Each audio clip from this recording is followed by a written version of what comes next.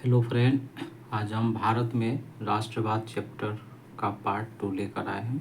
First part डाल दिए थे, सेकेंड पार्ट है। चलिए देखिए, उसमें जो बताए थे उसमें इसे लाहौर अधिवेशन में पूर्ण स्वराज की मांग रखी गई थी, जिसको औपचारिक रूप से मांग लिया गया था। ठीक है, जो पंडित जवाहरलाल नेहरू लाहौर अधिवेशन की अध्यक्षता किए थे, उसमें क्या मांग था कि पूर्ण स्वराज की मांग, जिसको औपचारिक रूप से मान लिए गए थे और यह तय किया गया था कि लाहौर अधिवेशन 1929 में हुआ था। उसके बाद जस्ट 1930 में 26 जनवरी 1930 को यह फैसला किया गया कि स्वतंत्रता दिवस मनाया जाएगा। तो 26 जनवरी 1930 को स्वतंत्रता दिवस मनाया जाएगा। तो वही औपचारिक रूप से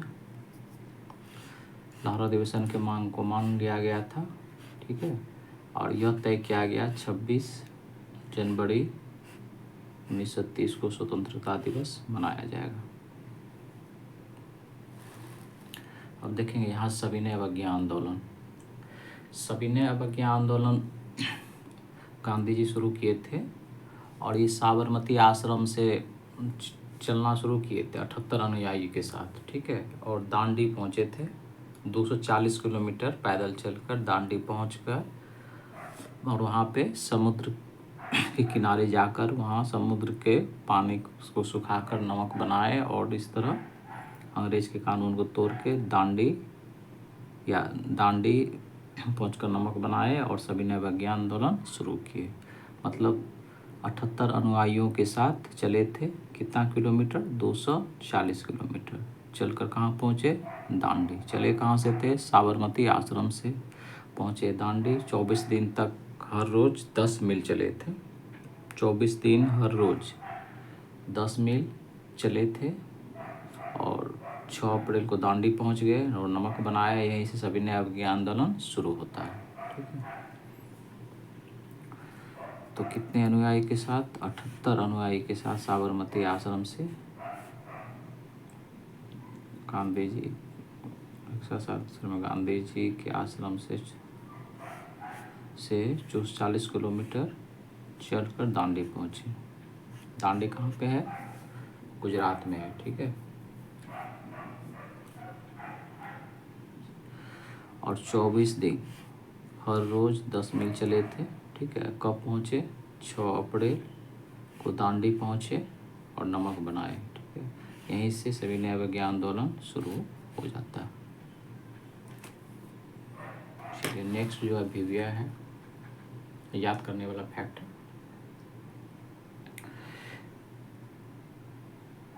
Hindustan socialist Republican army, Hindustan socialist Republican army, इसी को शॉर्ट में बोल सकते हैं HSRA, Hindustan socialist Republican army. ठीक है, तो इसकी स्थापना कब हुई थी? HSRA की हिंदुस्तान सोशलिस्ट रिपब्लिकन आर्मी की 1928 में। ठीक है, 1928 में इसकी स्थापना हुई थी और इसकी स्थापना कहाँ पर हुई थी? दिल्ली के फिरोजशाह कोटला मैदान में। ठीक है, दिल्ली के फिरोजशाह कोटला मैदान में। और इसमें जो नेता थे, यानी याद रखेंगे, भगत सिंह, जतीन दास, अजय घोष। इसके नेता भगत सिंह, जतीन दास और अजय घोष थे। 1929 में भगत सिंह और बटुकेश्वर दत्त 1929 में क्या किए थे? भगत सिंह और बटुकेश्वर दत्त ने लेजिस्लेटिव असेंबली में बम फेंके थे। ठीक है, भगत सिंह और बटुकेश्वर दत्त ने लेजिस्लेटिव असेंबली में बम फेंके थे। उस समय उसका उम्र केवल 23 वर्ष का था और उसी समय उसको फांसी भी दी गई थी भगत सिंह को। तो भगत सिंह के फांसी के समय उसका उम्र कितना था? 23 वर्ष था। और अपने मुकदमे में भगत सिंह ने कहा था, बम और पिस्तौल वो क्यों बनाते? इसलिए नहीं कि उसके लिए से उसको लगाव है, मतलब उसकी उपासना नहीं करते, बल्कि वो समाज में क्रांति चाहते थे कि बम और पिस्तौल समाज कुछ में बदलाव लाने के लिए, ताकि युवा सब देखे और उसमें भी क्रांति आए। तो देखेंगे यह है Hindustan socialist Republican army. HSRA, इसको शॉर्ट में बोल सकते हैं। इसकी स्थापना 1928 में की गई थी। यह स्थापना दिल्ली के फिरोज शाह कोटला मैदान में हुई थी। ठीक है। इसके नेता भगत सिंह, जतिन दास, अजय घोष, यहाँ भी लिख दिए हैं। नेता भगत सिंह, जतिन दास, अजय घोष। 1929 में भगत सिंह और बटुकेश्वर दत्त कहाँ बम फेंके थे? लेजिस्लेटिव असेंबली में। ठीक है। लेजिस्लेटिव असेंबली में बस फेंके, उसमें उसकी उम्र मात्र 23 वर्ष थी, जिसमें उसको फांसी दी गई थी। अपने मुकदमे में भगत सिंह ने कहा, क्या कहा कि बम और पिस्तौल की वो उपासना नहीं करते, बल्कि समाज में क्रांति चाहते हैं। मतलब ऐसा नहीं है कि बम और पिस्तौल से उसको थी ज़्यादा कुछ है लगाओ, लेकिन वो समाज में क्रांति चाहते थे, इसलिए उसका इस्तेमाल किए थे।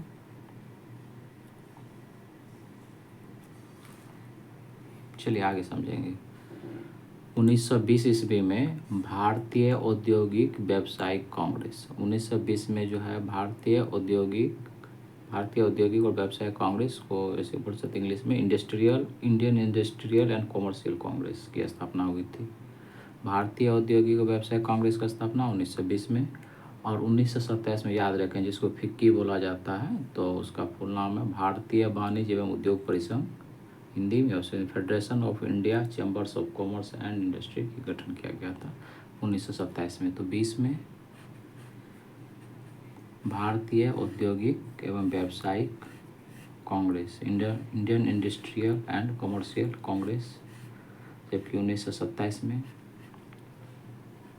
भारतीय वाणिज्य एवं उद्योग परिसंघ, federation of India commerce and commerce industry, FICCI की स्थापना।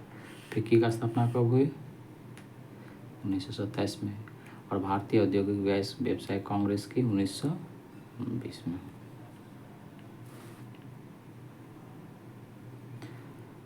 पुरुषोत्तम दास ठाकुरदास और घनश्याम दास बिरला, GD बिरला, ठीक है, जैसे ये सभी उद्योगपति थे। ठीक है। और इसी उद्योगपति के नेतृत्व में इसी उद्योगपति ने भारतीय अर्थव्यवस्था पर औपनिवेशिक नियंत्रण का विरोध किया था। मतलब इसका कहना था, किसका? पुरुषोत्तम दास टंडन और घनश्याम दास बिरला का, जो अंग्रेज का उपनिवेश था उसका वो विरोध कर रहे थे। ये सब भारतीय अर्थव्यवस्था पर उसका जो उपनिवेशिक शासन था, नियंत्रण किसका? अंग्रेज का। कहते यहाँ से सारा धन ले जा रहे थे वो अंग्रेज अपने देश में, इंग्लैंड ले जा रहे थे, इसीलिए इसका विरोध कर रहे थे। कौन कौन? पुरुषोत्तम दास ठाकुरदास और GD बिरला जैसे उद्योगपति के नेतृत्व में उद्योगपति ने भारतीय अर्थव्यवस्था पर औपनिवेशिक नियंत्रण का विरोध किया।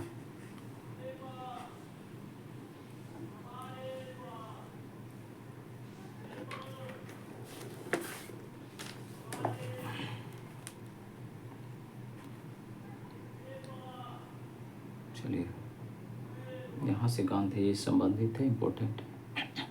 देखिए, गांधी जी ने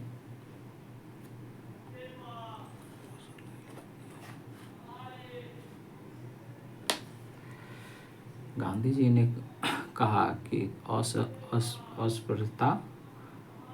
अस्पृश्यता या छुआछूत को खत्म करने बिना, गांधी जी का कहना था, छुआछूत को खत्म किए बिना 100 साल तक भी स्वराज की स्थापना नहीं की जा सकती है।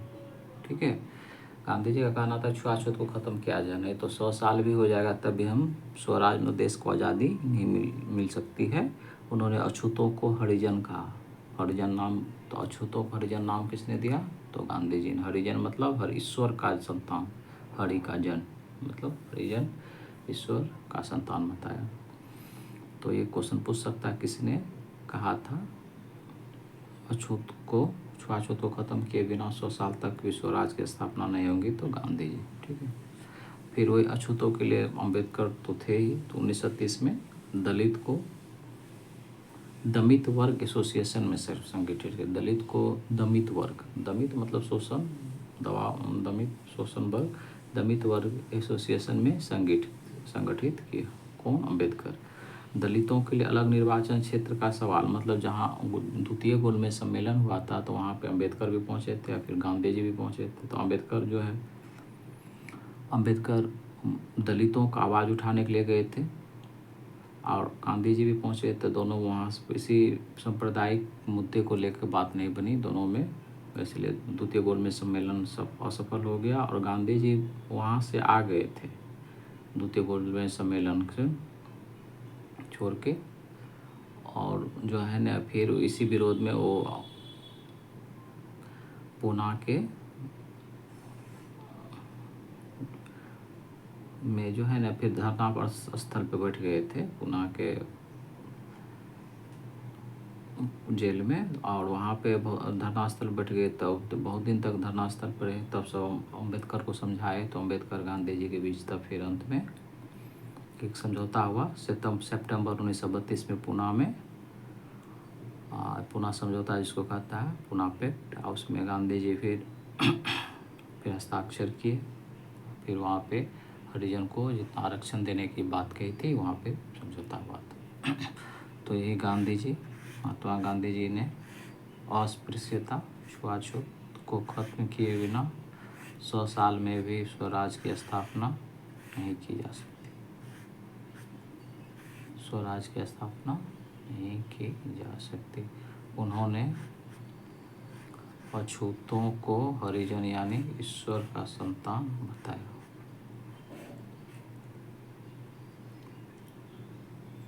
डॉक्टर अंबेडकर ने 1930 में दलित को दमित वर्ग एसोसिएशन संगठित किया।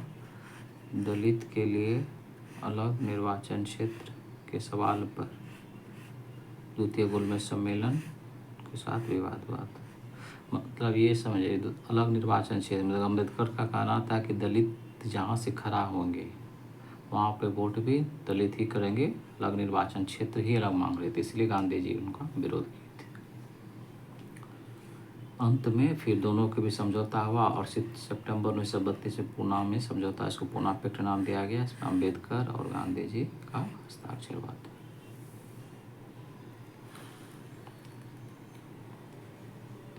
अब देखिए यहाँ समझेंगे, 20वीं सदी में राष्ट्रवाद का विकास हुआ। राष्ट्रवाद मतलब ये होता है कि राष्ट्र के प्रति लगाव, देशभक्ति। जैसे आप में जिसमें भी देशभक्ति है तो उसको देशभक्ति की जागना, देश के प्रति प्रेम, उसको राष्ट्रवाद कहा जाता है। जो सबसे पहले राष्ट्रवाद कहाँ जगा? फ्रांस की क्रांति में, ठीक है, फ्रांस में। तो 20वीं सदी में जो राष्ट्रवाद का विकास हुआ, इस तब से जब राष्ट्रवाद लोगों में प्रेम जाग गया, देश के प्रति सब जागरूक हो गए, तब भारत को किस रूप में पहचान मिली? भारत माता की छवि के रूप में, ठीक है। भारत की पहचान भारत माता के रूप में होने लगी। और इस छवि का निर्माण, इसका निर्माण कौन थे? बंकिम चंद्र चट्टोपाध्याय, बंकिम चट्टोपाध्याय। और इन्हें ने ही वंदे मातरम गीत लिखा था भारत माता के अति में। तो 1870 के दशक में वंदे मातरम गीत भी लिखा था। और इसका एक पुस्तक है आनंद मठ, उसमें इस गीत का, इसका एक उपन्यास है आनंद मठ, उसमें शामिल कर दिया था गीत को। किसको? वंदे मातरम को।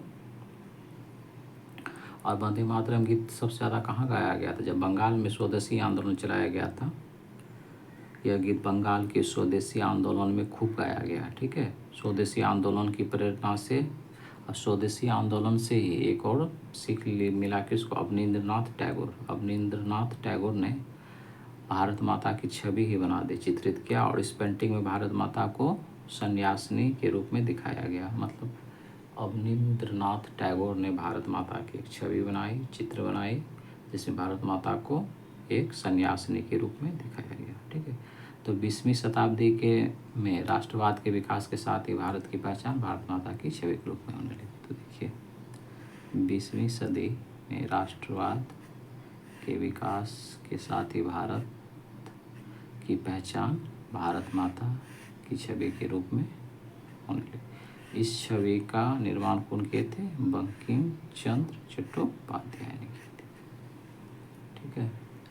बंकिम चंद्र चट्टोपाध्याय ने किया था। 1870 के दशक में वंदे मातरम गीत लिखा गया। बाद में उन्होंने अपने उपन्यास आनंद मठ में यह शामिल किया इस गीत को। यह गीत वंदे मातरम बंगाल के स्वदेशी आंदोलन में खूब गाया गया।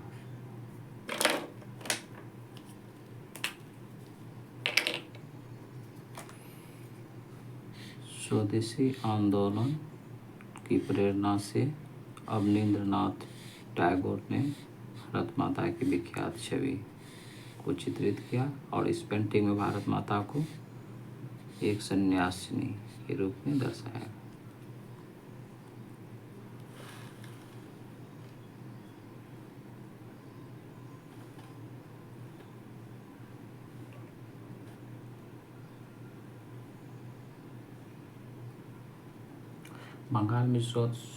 बंगाल में जब स्वदेशी आंदोलन के समय तिरंगा भी तैयार कर लिया गया था, ठीक है।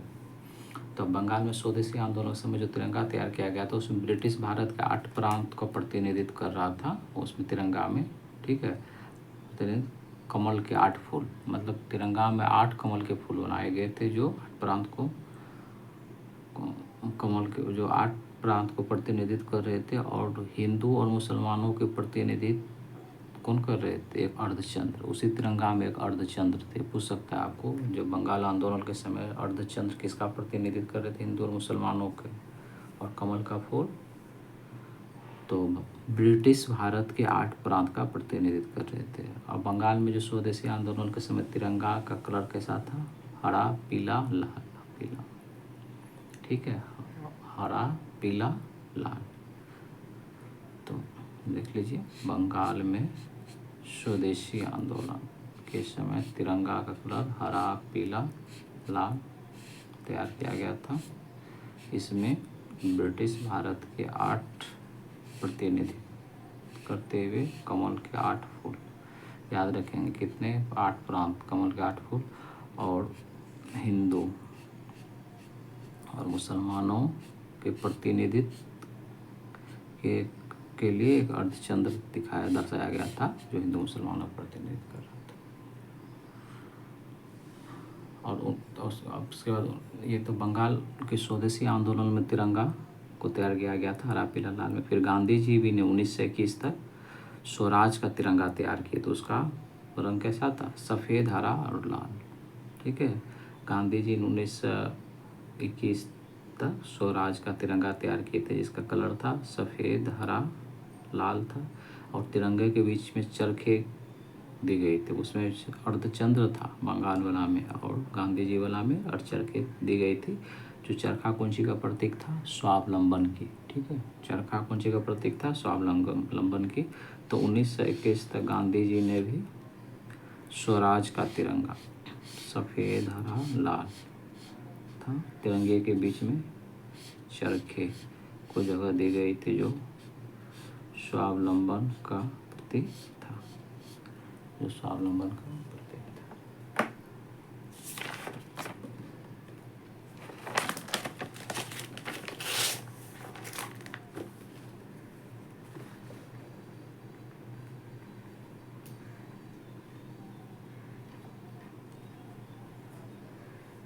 अब देखेंगे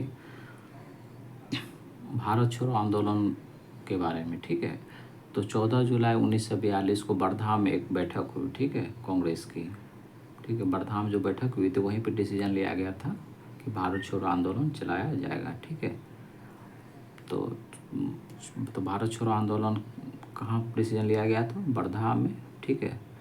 कब? 14 जुलाई 1942 को। और जो इस आंदोलन के बारे में और इस आंदोलन के कुछ प्रमुख नेता के बारे में जान लीजिए। जयप्रकाश नारायण थे, अरुणा आसफ अली, राम मनोहर लोहिया ने भाग लिया था। अब भारत छोड़ो आंदोलन में महिला भी भाग लिए थी, ठीक है, जो इम्पोर्टेंट है।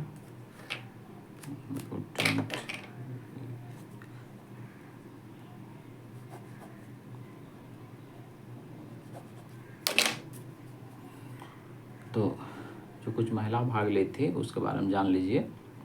बंगाल से कौन ली थी महिला में?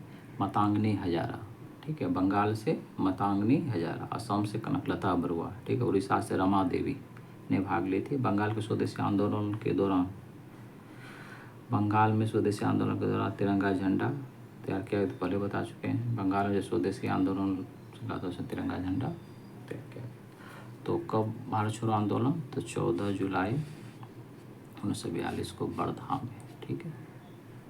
जुलाई को वर्धा में कांग्रेस की बैठक ने महात्मा गांधी के नेतृत्व में भारत छोड़ो आंदोलन चलाया गया था। इस आंदोलन में जयप्रकाश नारायण, अरुणा आसफ अली, राम मनोहर लोहिया ने भाग लिया, ठीक है।